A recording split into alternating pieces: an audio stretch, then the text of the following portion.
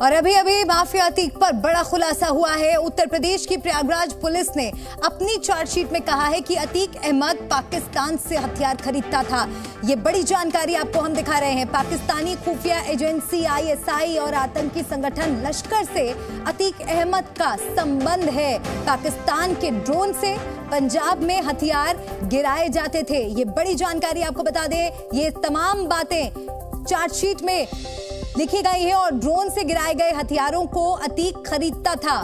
Prayagraj police के मुताबिक अतीक के पास हथियारों का जखीरा है और पुलिस रिमांड के दौरान अतीक अपने हथियारों को बरामद करा सकता है। अतीक की रिमांड कॉपी से ये बड़ा खुलासा हुआ है। प्रयागराज पुलिस ने यही कहकर रिमांड मांगी कि अतीक अहमद पाकिस्तान से हथियार खरीदता था, जिसके बाद पुलिस को अतीक और उसके भाई अशरफ की 4 दिनों की रिमांड मिली है। तो अतीक की रिमांड कॉपी से ये बड़े खुलासे हुए हैं जो हम आपको जानकारी दे रहे हैं। इस माफिया को मिट्टी में मिला देंगे। बेटा असद और जो गुलाम है, दोनों को जो है मार गिराया गया है। ये तस्वीर माफिया को मिट्टी में मिलाने का सबूत है। ये तस्वीर माफिया के खात्मे की गवाही दे रही है। एक तरफ अतीक के बेटे असद और दूसरी तरफ अतीक के शूटर गुलाम की डेड बॉडी है। दोनों के बीच में एक बाइक भी है जिससे वो भागने की कोशिश कर रहे थे। असद के हाथ में एक पिस्टल भी नजर आ रही है। अतीक का बेटा अशद और जो उनका शूटर था गुलाम, वहीं यहाँ मुठभेड़ STF के साथ हुई। आप देख सकते हैं जो STF के लोग हैं और पुलिस कर्मचारी हैं वो एक एक चीज़ को छानबीन कर रहे हैं। जो बाइक है वो बाइक दिखाई दे रहा है। इसी बाइक पे अतीक का बेटा अशद था और जो गुलाम था वो उस पर मौजूद था जब यहाँ पे पुलिस उनके पीछा कर रही थी। उसी दौरान सड़क से ये जंगल की ओर आए और जंगल की जब भाग रहे थे उसी टाइम STF के बीच इनकी मुठभेड़ हुई। उस मुठभेड़ में दोनों लोग मारे गए। उमेश पाल मर्डर केस में वांटेड असद और गुलाम का यूपी STF से झांसी में सामना हुआ। बताया जा रहा है कि असद और गुलाम परीक्षा बांध के पास छिपे हुए थे। तभी STF ने उन्हें घेर लिया और सरेंडर करने को कहा, लेकिन वो गोली चलाने लगे। इसके बाद जवाबी फायरिंग में दोनों बदमाश ढेर हो गए। सूचना थी कि इनके ऊपर इनके कॉन्वॉय पे अटैक करके इनको छुड़ाने का प्रयास किया जा सकता है। लगातार हमारी STF और सिविल पुलिस की टीमें इस महत्वपूर्ण घटना के अभियुक्तों को अकाउंट फॉर करने में लगी थी। इसके बहुत ही सार्थक परिणाम आए हैं, जिससे आप सभी अवगत हैं। 24 फरवरी को प्रयागराज में दिन दहाड़े उमेश पाल की हत्या की गई थी और 49वें दिन हत्या के 2 आरोपी एनकाउंटर में मारे गए। उमेश पाल की हत्या के बाद से ही पुलिस आरोपियों की तलाश कर रही थी। असद और गुलाम मोहम्मद पर यूपी पुलिस ने 5 लाख रुपए का इनाम रखा था। लगातार STF और प्रदेश की कई टीमें काम कर रही थी। ये विभिन्न प्रदेशों में देश के लगातार भाग रहे थे और उनको आज ये थाना बड़ागांव जनपद झांसी में वहाँ पर परीक्षा पावर हाउस है, उसके आसपास इनको ट्रैक डाउन किया गया और उनको ये मुठभेड़ मारा गया। एनकाउंटर उत्तर प्रदेश के झांसी में हुआ। जानकारी के मुताबिक असद और गुलाम झांसी के बाद मध्य प्रदेश के रास्ते राजस्थान भागने की फिराक में थे, लेकिन वो अपने मकसद में कामयाब नहीं हो सके। जो एनकाउंटर हुआ उसमें ये दोनों अपराधी मारे गए हैं। असद पुत्र अतीक और गुलाम पुत्र मकसूदन, इन दोनों पर 5-5 लाख रुपए का इनाम घोषित था और इन दोनों से सोफिस्टिकेटेड फॉरेन मेड वेपन्स बरामद हुए हैं, जिसमें एक वॉल्थर की पिस्टल है और दूसरी ब्रिटिश बुलडॉग रिवॉल्वर है। बदमाशों के पास से एक ब्रिटिश बुलडॉग रिवॉल्वर और एक वॉल्थर P88 पिस्टल बरामद हुई है। एनकाउंटर में STF की 12 लोगों की टीम शामिल थी।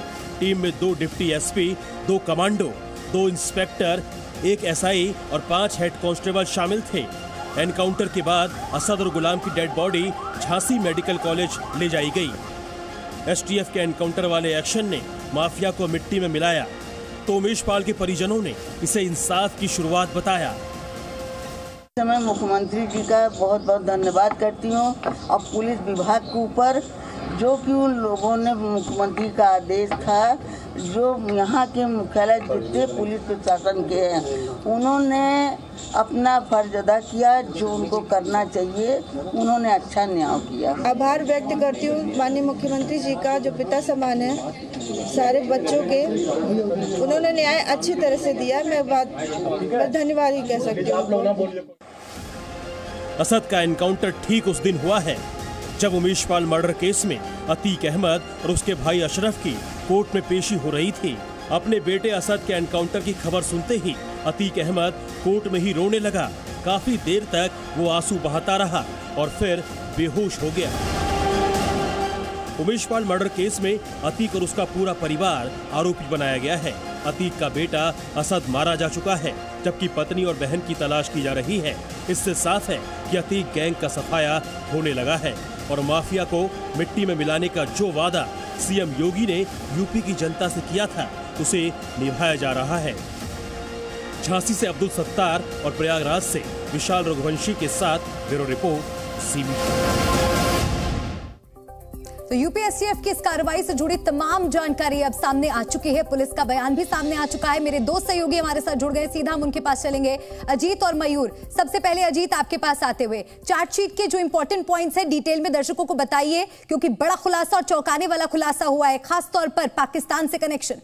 देखिए बिल्कुल मल्लिका, बहुत ही बड़ा खुलासा हुआ है। जो रिमांड अर्जी प्रयागराज पुलिस ने अदालत में सीजीएम कोर्ट नंबर 10 में दाखिल किया था, उसमें आईएसआई, लश्कर जैसे जो आतंकी संगठन है उस बात का भी जिक्र है। साथ ही उन्होंने इस बात का अदालत में जो एप्लीकेशन दिया उसमें लिखा था कि अतीक अहमद पाकिस्तान से हथियार खरीदता और बाकायदा पंजाब के इलाके में ड्रोन के जरिए हथियार मंगवाता और फिर उसका इस्तेमाल करता है। इसलिए अतीक अहमद की हमें रिमांड चाहिए। 14 दिन की रिमांड अर्जी की एप्लीकेशन खुद अदालत में प्रयागराज पुलिस ने दाखिल की थी, जिसमें 4 दिन की कस्टडी रिमांड मंजूर हो गई। अब अतीक से 17 तारीख तक पूछताछ होगी। तो देखिए बहुत बड़ा खुलासा उस रिमांड अर्जी में खुद पुलिस की तरफ से किया गया था। बाकायदा पुलिस ने इस बात का जिक्र किया है कि अतीक अहमद का आतंकी संगठनों से भी रिश्ता रहा, आईएसआई और लश्कर की बात भी सामने आ रही है। लेकिन जो बड़ी बात है कि जो देखिए, जो आज 2 रिवॉल्वर, जो ब्रिटिश रिवॉल्वर और बुलडॉग जो पिस्टल बरामद हुई है वो भी विदेशी है। तो इस बात की भी जांच की जा रही, क्या ये वही हथियार हैं। और एसटीएफ को और यूपी पुलिस ने इस बात की भी अर्जी अदालत से लगाई थी कि अगर अतीक हमें रिमांड पर मिलेगा तो जो हथियार ड्रोन के जरिए पाकिस्तान से पंजाब में गिराए गए थे, अतीक के पास उन हथियारों को भी बरामद किया जा सकता है, जिसमें AK-47, AK-56, carbene, 9mm, auto 45 कई सारे हथियारों की बात है। तो इसको लेकर अतीक की रिमांड अर्जी दाखिल की गई। अब जब पूछताछ होगी तो इस सारे मसले का खुलासा होगा। क्या बड़े पैमाने पर हथियारों का जखीरा अतीक अहमद के पास है? इसके पहले भी देखिए उसके दफ्तर से बहुत सारा पैसा और हथियार बरामद हुआ था। अब फिर देखिए अतीक के बारे में बड़ी जानकारी यूपी पुलिस के पास है, जिसको अदालत के साथ, कोर्ट के साथ शेयर किया गया। तो आने वाले वक्त में अभी देखिए असद और गुलाम का इनकाउंटर हुआ है, कहा जा रहा है गुड्डी मुस्लिम भी एसटीएफ के शिकंजे में। तो आने वाले वक्त में आपको बहुत कुछ अपडेट देखने को मिलेगा मल्लिका। बिल्कुल अजीत, और मयूर भी हमारे साथ जुड़े हुए हैं, जानकारी हम मयूर से भी लेंगे। मयूर, आज अगर अतीक अहमद के लिहाज से बात की जाए तो बहुत भारी दिन उनके लिए रहा और अतीक अहमद फुट फुट कर कोर्ट में रोया। सालों से अपराध का साम्राज्य खड़ा किया, कई किरदार इसमें हैं, कितनों का हिसाब हो चुका है और कितनों का बाकी?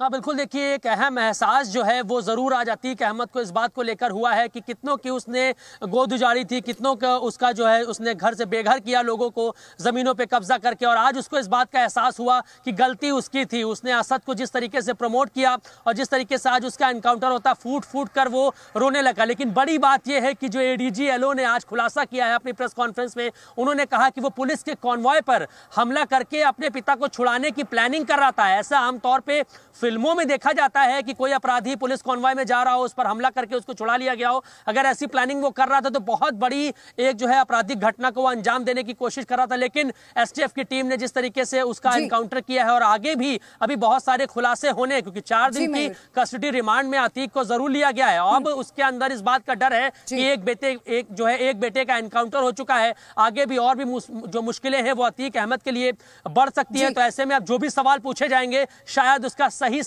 जवाब अतीक अहमद दे। उसको अब ये लगेगा कि उसका जो परिवार है, जो पूरा आरोपी बनाया गया उमेशपाल हत्याकांड में, जेल में रहना ज्यादा सेफ उसके लिए रहेगा। अगर वो बाहर भागेंगे, इस तरीके से हमला करेंगे पुलिस के ऊपर और कोई भी अगर वो प्लानिंग करेंगे तो उनका एनकाउंटर हो जाएगा। तो कानून से बचने का कोई रास्ता नहीं है। आप दोनों का शुक्रिया, बने रहिए, आगे भी आपसे हम अपडेट्स लेंगे।